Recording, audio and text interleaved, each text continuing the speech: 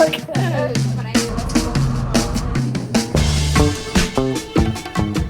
I'm Lalis, the Liz in action, who has no action for a very long while. So, welcome back to my second episode of Liz in Melbourne.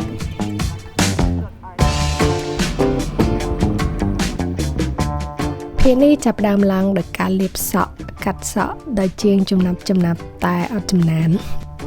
តែលេងសាច់អីខ្ញុំមានសំណាងហ្មងដែលមានមិត្តភ័ក្តិល្អៗដូចពួកគាត់ឲ្យខ្ញុំស្នាក់នៅផ្ទះឡើង10ថ្ងៃហើយនាំខ្ញុំទៅកន្លែងល្បីហើយកន្លែងដែរត្រូវទៅនៅពេលដែលមកលេងMelbourne នេះពួកម៉ាក់ខ្ញុំនាំខ្ញុំមកលេងណាហើយស្អាតមែនតើនៅអូស្ត្រាលីនេះជាទូទៅសម្បូរកន្លែងមើលទេសភាពមានធម្មជាតិស្រូបខ្យល់អាកាស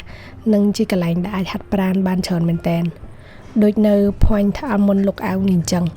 គេអាចមកដើរជិះកង់ពិកនិចហើយមើលថ្ងៃលិចហើយបើថារកប្រហិតពងទាកូននេះគឺអត់មានហ្មង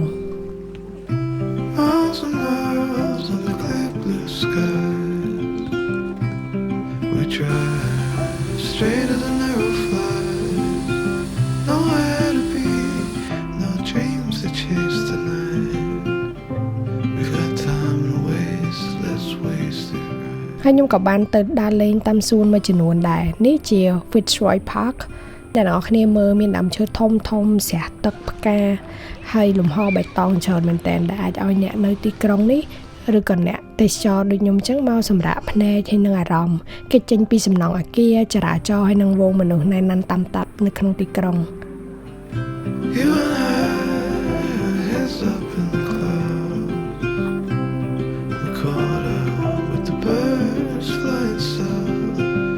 ហ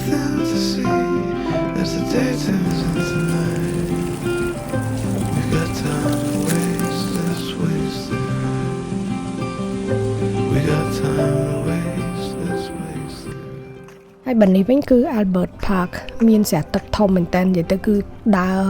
អត់អស់ហើយគឺហត់ហ្មងក្រុងគេ design មកគឺផ្ដល់ផាសុកភាពដល់ការរស់នៅច្រើនអញ្ចឹងបានគេនិយាយថា our life shaped by design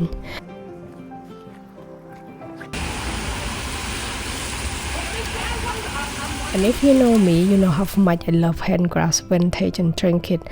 អញ្ចឹងខ្ញុំមិនអាច miss the Fitzroy Market ទេតែមកនេះអត់បានថតឲ្យបានច្រើនដោយសារកន្លែងខ្លះគេដាក់ផ្លាតឲ្យថតហើយឡៃទៅរវល់មើលអត់បានថតហើយនៅនេះគេនិយមមែនតើដើររើកៅទៅជុះហើយគេពាក់កៅរបៀប style vintage street fashion នេះហ្នឹងគឺនិយមហ៎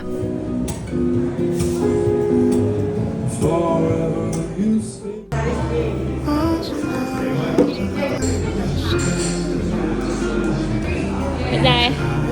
ប្រែតចាហើយជាខ្មែរទៅលេង Melbourne គឺអត់ភ្លេចទេទៅលេង Springvale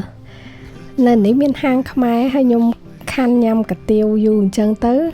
ហៅមួយចានមកអស់លេងហ្មងហើយថែមអាកាហ្វេនេះទៀតឆ្ងាញ់មែនតើហើយខ្ញុំដើរមើលសារតិចតួចហើយពួកម៉ាក់ខ្ញុំនេះពលបាយហើយគេងនៅតាមសួនលេង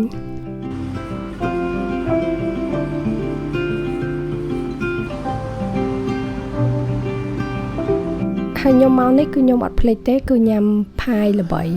ផាយនេះម្ចាស់ខ្មែរហើយនំហ្នឹងធ្លាប់ជាប់ពាននៅអូស្ត្រាលីច្រើនដងដែរហើយនំដែលល្បីហ្នឹងគឺ Snow Lamok ណាប៉ុន្តែខ្ញុំទៅហ្នឹងគឺអស់ចឹងខ្ញុំសាកអីផ្សេងគឺសាច់គោម្រេចនេះអាហ្នឹងក៏ឆ្ងាញ់ដែរហើយខ្ញុំញ៉ាំអត់អស់ហើយយកមកផ្ទះទៀតសារ Snow វាច្រើនណាក្រៅពីហ្នឹងខ្ញុំអត់មានទៅណាខ្ញុំដើរមើលក្រុងដើរមើលArt Gallery Museum មើលលេខកាត់ជើងត្បូង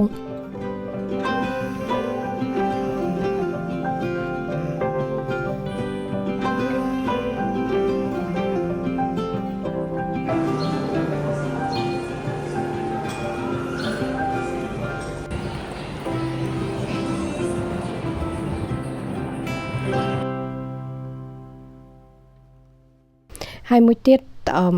មិត្តភ័ក្តិគេនាំទៅញ៉ាំនេះញ៉ាំនោះបើកន្លែងនេះវិញកន្លែងលក់នំប៉័ងលូននំប៉័ងក្រសង់ល្បីអញ្ចឹងគេឈរតម្រង់ជួរនេះមិនមែនថាតែបើកដបងឈរឯងគឺឲ្យទៅថ្ងៃណាដូចថ្ងៃគេធ្វើការឬថ្ងៃឈប់អីហ្នឹងគឺមនុស្សតម្រង់ជួរហើយនំរបស់គេហ្នឹងឆ្ងាញ់មែនទែនគ្រាន់តែថ្លៃបន្តិចតែខ្ញុំអត់បានញ៉ាំនៅហ្នឹងឯងខ្ញុំមានញ៉ាំនៅ Sydney វិញហ្នឹង